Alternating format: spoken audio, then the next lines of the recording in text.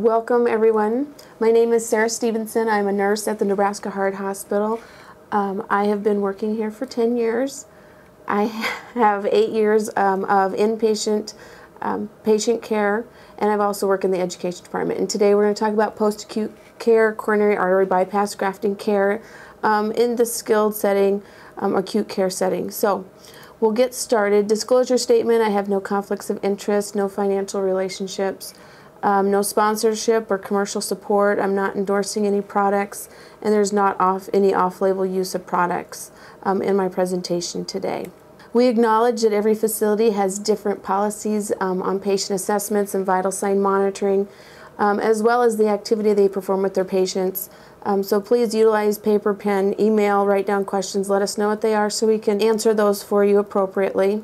Objectives that we're going to go over today: we're going to discuss coronary artery bypass grafting procedure. We're going to create a care plan for post-CABG patients utilizing discharge and home instructions. We're going to help you recognize 3 physical assessments that would indicate respiratory or cardiac distress. We're going to outline 3 early physical assessments that would justify calling the physician, and list 3 complications that could occur during rehab or if the patient is at your facility. We're going to start first with what is coronary artery bypass.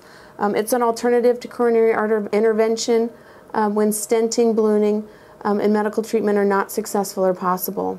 Depending on the location of blockages or the number of blockages that there are, it creates new routes for blood flow to the affected areas of the heart, preventing further damage and preserving heart function. There's a couple different kinds of bypasses that we'll go over. There's CABG and there's OP-CAB. CABG is the on-cardiac bypass machine, so that's the heart-lung machine, and the heart is actually stopped during that procedure. The OP-CAB is a bypass performed on a beating heart. A coronary artery bypass graft, or CABG, is performed to improve circulation to the heart muscle in people with severe coronary artery disease. In this procedure, a healthy artery or vein from another part of the body is connected or grafted to the blocked coronary artery. The grafted artery or vein bypasses the blocked portion of the coronary artery, carrying oxygen-rich blood to the heart muscle. 1 or more coronary arteries may be bypassed during a single operation.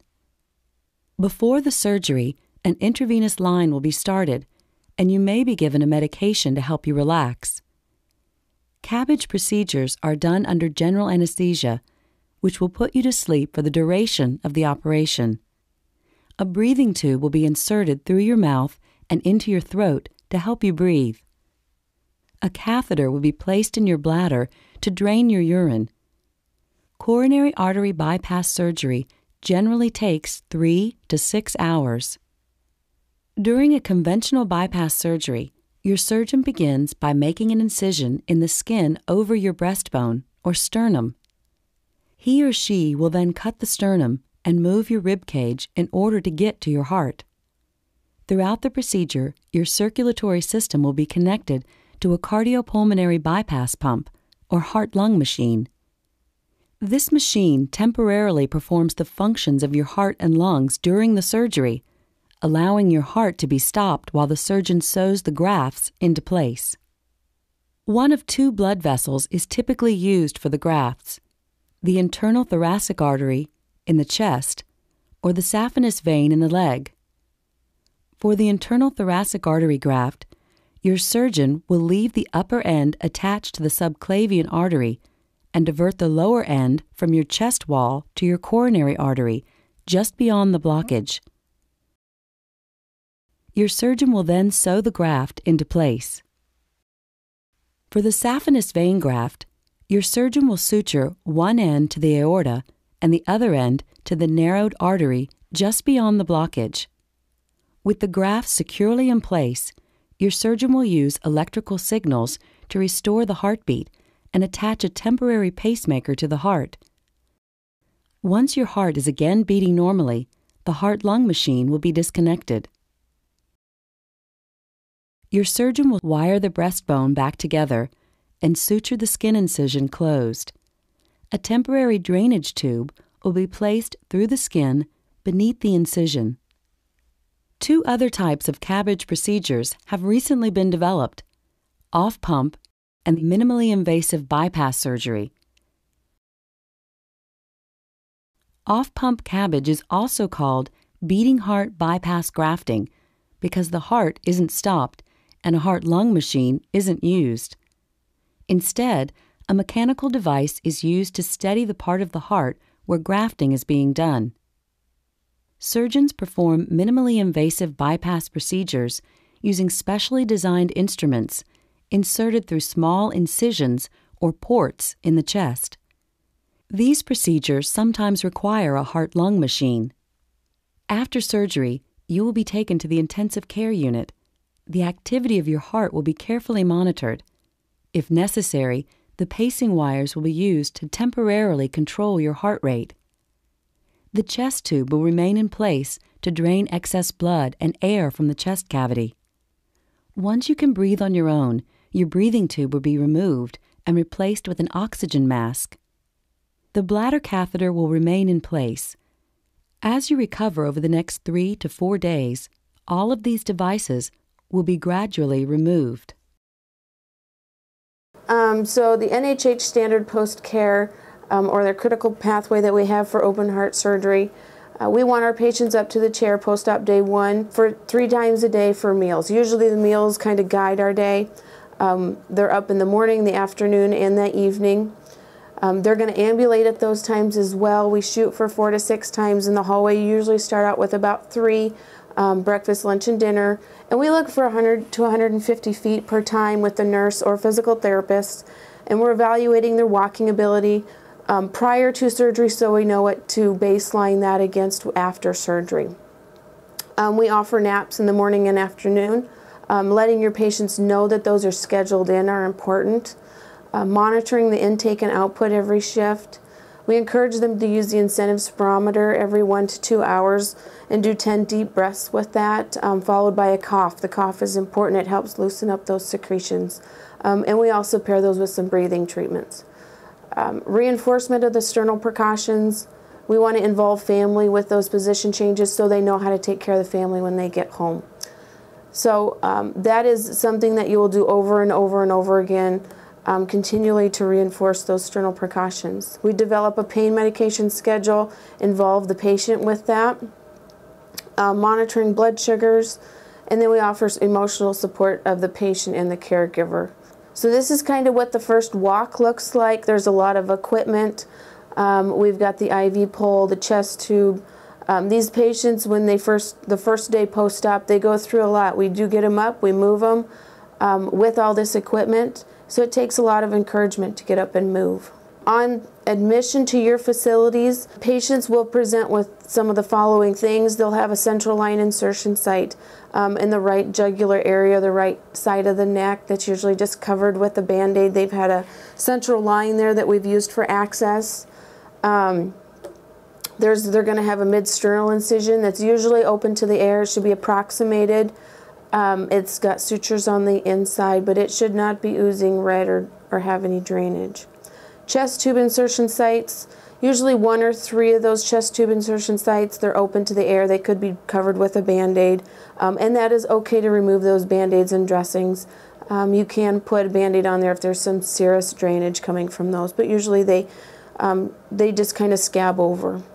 Leg incisions, depending on where they took the grafts from, they may have 1 or 3 incision sites on their legs. Those are usually open to the air. Those need to be monitored frequently just because of their position where they're located at. They could have a right wrist incision if they use that for a graft. They also had an art line, so they may have a puncture site or bruising to that right wrist as well. And then they're going to come to you and they're going to have some edema just from the surgery, usually in their hands, lower extremities, so you're going to want to monitor that as well. Promoting activity. Why the resistance and why we have to push our patients. The resistance, patients, they have mindset, they just had surgery. They need to rest. They don't want to get up and move. They're in pain. They could be in pain, fatigued. They could be having heart rhythm issues, such as AFib that decreases their activity tolerance. And they could say, you know, PT/OT is following me, so I don't need to get up and walk again. So if we allow these things to set in, we're going to increase the risk for clot formation, DVTs, PEs, increase the risk for pneumonia and atelectasis because they're not being able to get up. They're not expanding their lungs, opening up those air sacs, decrease their activity tolerance and increase their muscle wasting and decrease their strength. Our goal is to put them back at home or wherever they came from and have surgery, go back home and try to get back to the track that you're on. We don't want them to be going through a bunch of physical therapy because of decreased strength. They're at risk for altered mood, increased risk for skin breakdown, delayed wound healing. They're also at risk for infection and decreased orthostatic tolerance. So their blood pressure is going to change, have bigger swings when they go from sitting to standing. So we want to make sure that we keep that vascular tone. And they're at risk for aspiration of food if they're refusing to get out of bed. So we need to really push our patients to get up and move early on. Interventions to help them do this, promoting positive attitude. We want to tell them good job. We want to tell them, you know, you've been working really hard on working and you've increased your distance from to the nurse's station to room 205 or whatnot, but using some landmarks to help them know how far they've gone. That's part of making progress visible to them. Some people use heart stickers to track their walks for the day. You can track them on whiteboards or any other piece of paper in their room. Praising them for what they do participate in. Thank you for getting up to the chair and sitting in the chair for 30 minutes. I know it was hard, but you did well at it. Set small goals and work up. You know, say, you know, they walked again to the nurse's station. Maybe we can go for 200 feet after lunch, but including them in those decisions, especially if they're very resistant to get moving. Just set small goals for them. Balance rest with activity and communicate them to them. Make sure that they know they have naps. That's going to help. It's going to let them know that you're thinking about their need for rest. And if they know they've got a nap at 9 and 1 and they choose to visit with family or whatnot, at least we've given them the opportunity to visit twice during the day. And then hang signs if they want to rest, hang signs and let the patient's family know they're resting. Establish a pain control regimen with them. Encourage the use of their pillow. The tighter you squeeze the pillow, the better off they're going to be. It's going to stabilize that sternum better. Refer to the activity prior to hospitalization. Again, their hobbies, their independence, goals to return to the level at which they were. So if they were gardening beforehand, use that as, you know, we want to help you get home so you can continue to garden or you can continue to go to quilting club at church, things like that. We want to help you get back home. And then promote a good night's sleep the best that you can in your facilities. That always helps so that they got a good start to the next morning. Ambulation benefits, we're going to improve muscle strength, decrease their emotional distress, less fatigue, increase endurance, better prepared to return to home, decrease risk of clot formation, and again, decrease risk of atelectasis and pneumonia. Next thing we're going to talk about is dietary needs, encouraging small, frequent meals. When these patients have surgery, their sense of taste is altered. The taste sensation diminishes after the age of 60, especially with sweet and salty tastes. Surgery causes decreased appetite. Nothing smells good, nothing tastes good, nothing looks good. Some of the smells can make them nauseated. So just further diminishes that sense of taste. And so what that is, that puts the patient at risk for is malnutrition. So if we can do small, frequent meals, if you use protein shakes, things that they like to eat. You know, sometimes it's just a matter of offering them what they want to eat or having a family member bring something in. They've already had the surgery. You know, they need the nutrition. They need the building blocks for getting better and repairing that bone. They're at risk for muscle wasting, again, decreased strength, risk for infection, increased incision healing time, and they're also at risk for constipation. So interventions, again, encourage small, frequent meals. High protein meals, again, consider protein supplemental drinks. There's a website here that you can look at that's got a bunch of supplemental things through Abbott that we don't really promote, but it's there for you to use. And then add fruits and vegetables to aid in bowel motility. Next thing, monitoring intake and output. The importance is it lets you know what their fluid balance is. Depending on their ejection fraction or the amount of blood that their heart moves, they may not tolerate a lot of fluid. And so we want to watch that. We don't want them to be retaining fluids in their extremities. It helps support physical assessments. If you're hearing crackles, edema, if they're having difficulty breathing when they're doing activities, that can mean, maybe they've got too much fluid on board. And it also is a good indicator of kidney function and med clearance. So we want to make sure that we're keeping a good eye on those things. Risks to the patient if we're not monitoring the eyes and nose. They could, again, go into fluid overload. You can go into flash pulmonary edema. They could have pneumonia, atelectasis, because they're not breathing as well. Decrease their activity tolerance. If they can't tolerate being up and moving around, they're not going to want to do that for you. Also decrease the risk or decrease the clearance of medications, and you could possibly get an additive effect of your medications if your kidney function is altered.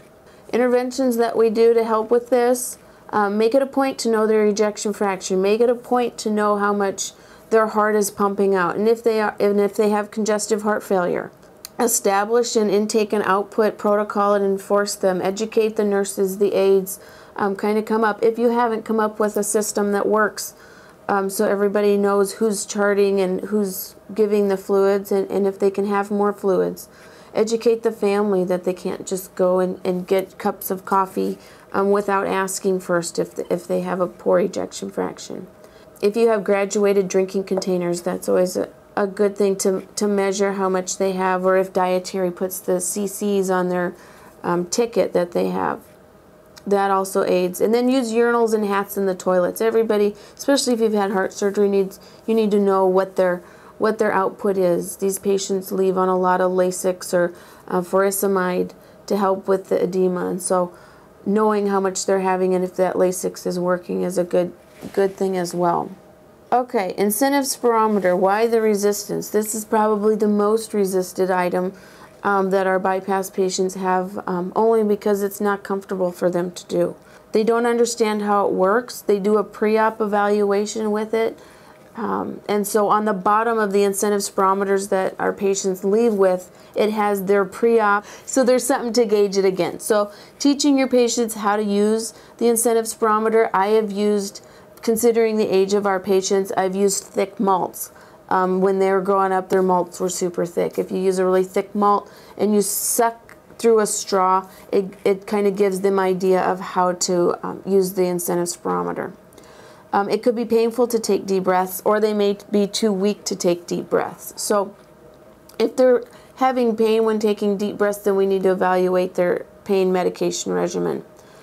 Because what we do, if we don't encourage the incentive spirometer, is their risk of pneumonia goes up, their risk of atelectasis, their secretions get really, really thick, they're harder to clear, they don't want to get up, they don't want to walk in the hallways. So we kind of go backwards if we aren't exercising the lungs. Interventions that we do, again, instruct the patients on the use of the IS. Use the teach-back method if you're not using the teach-back method. There is a video here that you can view. Again, establish a pain regimen. Use positive reinforcement. Be honest and persistent. I know you could do 1,000 pre-op, and I know yesterday you could do 500, and now we're at 250. I know you can do 500. Let's work on it. Help them sit in a chair. Help them get in a good position to do the incentive spirometer. Laying in bed's not promoting a good position to do the best you can on your incentive spirometer. If the patient has a temp, it's easy to measure with the incentive spirometer, or tell the patient, your temperature's up, let's use the incentive spirometer and cough and do your deep breathing, and then take their temperature again. And show them how it works. And it's worked. I've used it. Squeeze the pillow tight to add reinforcement to the sternum, especially when you're having them cough after using the incentive spirometer. The other thing you want to do is have them stack their coughs. So instead of just you want to have them stack their coughs, so it's because it kind of will vibrate that in there and help loosen up any secretions for them to get rid of. Okay, sternal precautions. These are very important. The sternum was cut, and so instead of the one, patients had, and I used this instruction with them, the one sternum was cut, now you have two, and it was wired together, and that's great. But if you use one side or the other of your body and knot them together and support them, just like a paper clip, if you bend it back and forth enough times, you can break that paper clip, just like you can break those sternal wires. And so we want to make sure that we're reinforcing the sternum stability and really protecting that sternum. It's going to decrease the risk of infection, decrease the risk of dehiscence of that, and it's going to increase the healing time as well. So if we don't stress those with our patients, we put them again at increased risk of infection, risk of dehiscence, the need of rewiring their sternum, taking those wires out and rewiring that, risk for needing debridement of the sternum. There's also the risk of losing the entire sternum bone and then replacing that with a muscle flap. So we don't want to set our patients up for that. So we do just encourage the pillow use, the squeezing it as tight as you can. You know, compare it to giving your grandchildren a hug or just a tight squeeze. So intervention, again, use visuals with them, show the family, have it within reach at all times. Use your pillow for everything. If it hurts to cough, the tighter you squeeze your pillow, the less it's going to hurt to cough. And then you just become kind of a drill sergeant with them. And it's not to nag them, it's just to reinforce the importance of it. And let them know that the family's going to do the same. So the family's not there to nag them, they're there to help them, to protect them as well. Pain medication, it's the importance of evaluation. Pain is completely subjective, as we know. It's a multidimensional phenomenon. The risk to the patient, if we ignore their pain or don't believe their pain, it increases their anxiety and their fear, and they become irritable. Decrease the ability to concentrate. It interferes with their learning and their self-care, so they're not going to want to any patient teaching really isn't going to be their priority at that time. Potential for cardiac instability, it can cause nausea, again, increase or decrease their appetite, increase their atelectasis because they're not deep breathing, and decrease their compliance with rehab because they're not going to want to move. So establishing that pain measurement early on is going to help. And sometimes it's just Tylenol that works. And then there's the other pain medications that we use as well. Evaluate how their pain has been during the hospitalization. By the time they get to your facility, they should have an established pain regimen and know kind of what's been working and what their surgeon has prescribed for them. Reinforce that that you can assist with comfort, but you can't take all the pain away. It's almost a protective pain, because if we take all their pain away, then they're not going to have that protective pain that says, oh, this kind of hurts, I need to stop. So there is some protective pain there. Develop a schedule so they know when to expect pain medication. And if at that time they don't want it, then it's okay that they refuse it. Just come back and make sure that you stay a little bit on your pain regimen. And again, monitor the response of how the pain medication is working. And if their one pain medication is not working, then try a different pain medication, or contact someone about getting a different pain medication to increase with their recovery. You know, and if the narcotic seems to be making them drowsy, back off a little bit and find a different pain medication that's not going to make them drowsy so they can get up and move. Involve the family. Let the family know what your plan is for pain. They appreciate that. And then add stool softeners, because those narcotics are going to slow down your gut motility a little bit. So we want to prevent constipation. Blood sugar control. Poor preoperative glycemic control is associated with increased mortality and morbidity. It's got a big effect on patients' ability to heal and prevent infection and achieve the best possible outcomes. So what we post-operatively monitor them before all meals and at bedtime, and treat on a sliding scale.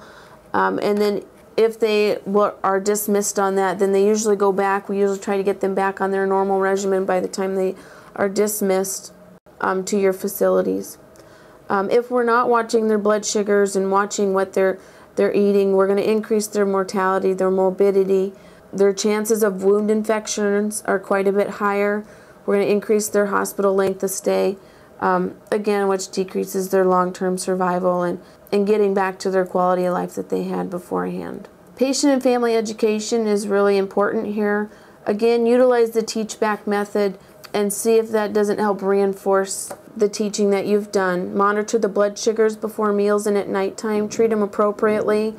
Monitor that incision site, especially the sternum and the legs, for signs and symptoms of infection. So if there's any brown drainage, any redness, tenderness, report that as needed. And if they're having trending information on what their sugars have been running. Surgery increases stress, increases blood sugar, so they may be off of their normal regimen for a while until they get back to a good point. And then just again, patient education, you can't get enough of that. Okay, we're going to talk about physical assessments now, what to assess, what's normal and what can wait, and what warrants a phone call to the physician. When we talk about cardiac assessment, patients should be their color should be pink. They may come in at a little bit pale depending on what their hemoglobin is, but normally they're pretty pink. Nail beds are pink, blood pressure, we're going to look at blood pressures, heart rate, saturations, edema, whether they have it, where it's at, peripheral pulses.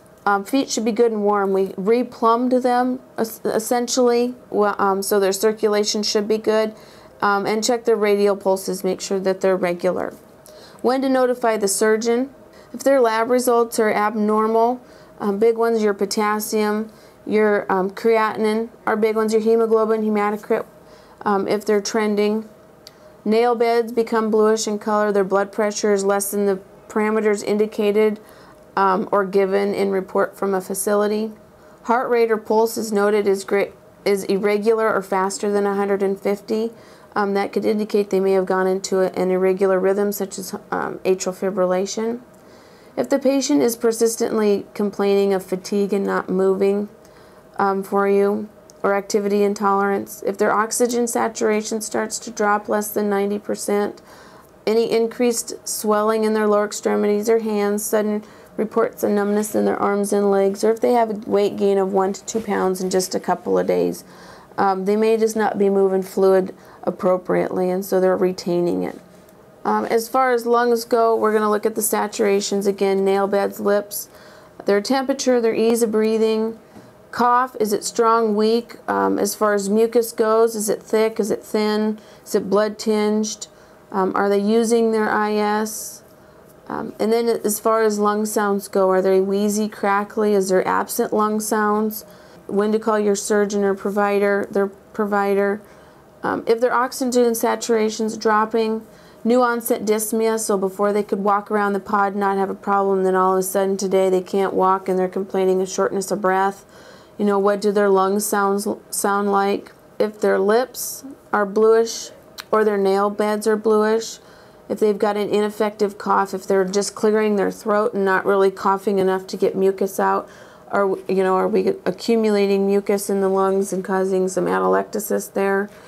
If they're audibly wheezy, they may need a breathing treatment to open up the airways, so that may be something to think about. Crackles or absent lung sounds, sharp pain with deep breaths, the temperature, if their temperature is greater than 100 degrees Fahrenheit times 2 in 24 hours, they want to know about it. Again, use the IS as an indicator of if they need to continue to do or do more incentive spirometer to prevent their risk of pneumonia. If they're coughing up blood, or if they've got pain or warmth in their lower extremities. Incision care, as far as incision and doing assessments on those, daily monitoring. Is it approximated? Is there drainage? Is it healing well? Any redness around the edges? Is it tender to touch? And you want to look at the stability of the sternum. And this can be done by putting your hand on either side of the sternum and having the patient cough. It should come up simultaneously on both sides. It should be equal. If it's not, there could be some instability there. And if that's a question, make sure you relay that to the physician. Look at the leg incisions. They're very, very tender. Sometimes they're more tender than the sternal incision just from the location of which they are. There's usually one in the upper thigh. It's just a bad location for walking, for sitting. So make sure you look at that one daily. There could be prone to infection and swelling. elevate the extremities, make sure that if there is swelling in those extremities that they're up to aid in getting that out. When to call the physician, any redness at the incision site, drainage, if there's brown drainage, pus, odor from the incision, if the incision's gaping open, again, the unstable sternum, and if there's any increased pain in the incision or those leg incisions, you're going to want to report that. As far as emotions go, 20 to 40% get depressed after having CABG or heart surgery. This is not a planned surgery for most people, and it does affect their lives for more than just a couple weeks. It can take up to a good 6 months just to get back on your feet, to feel somewhat normal and doing things the way that you were doing before. So you want to monitor sadness for most of the day in your patients. Any diminished pleasures or interest in most or if not all activities. If they're having trouble sleeping at night or they sleep all day long. Any feelings of worthlessness or guilt. You want to continue to encourage these patients with activities, get them up, help them walk in the hallway, give them those positive reinforcements with the activities that they are doing. Let them know that it's normal. It's normal to have good days. It's normal to have bad days. It's kind of a roller coaster. On the good days, do as much as you can that you feel comfortable with and your body allows you to do. And on bad days, just kind of rest. Point out the things that they have done. Let them know, you know, you didn't walk yesterday, but you walked 150 feet today. I noticed you've done your incentive spirometer 5 times today. Point out the little things to them, and that sometimes helps. If it doesn't and you notice that the symptoms are persisting, let the health provider know so they can get the appropriate treatment for that patient. And then, of course, if there's any increased confusion with your patient, monitor for urinary tract infection as it's a culprit, and report that to the surgeon or the provider so they again can treat that appropriately. So in wrapping up, we're going to go through, and we've kind of talked about all of the objectives that were stated in the beginning. So we talked about the coronary artery bypass graft procedure. With the information I've provided you, you should be able to create a care plan for your patient post CABG, utilizing home instructions and the information. Recognize 3 physical assessments that would indicate respiratory or cardiac distress. Outline 3 early physical assessments that would justify calling the physician, and list complications that could occur during rehab. So I appreciate your time. If you have questions about any of the content or questions about care of your patients, please let us know. Thank you.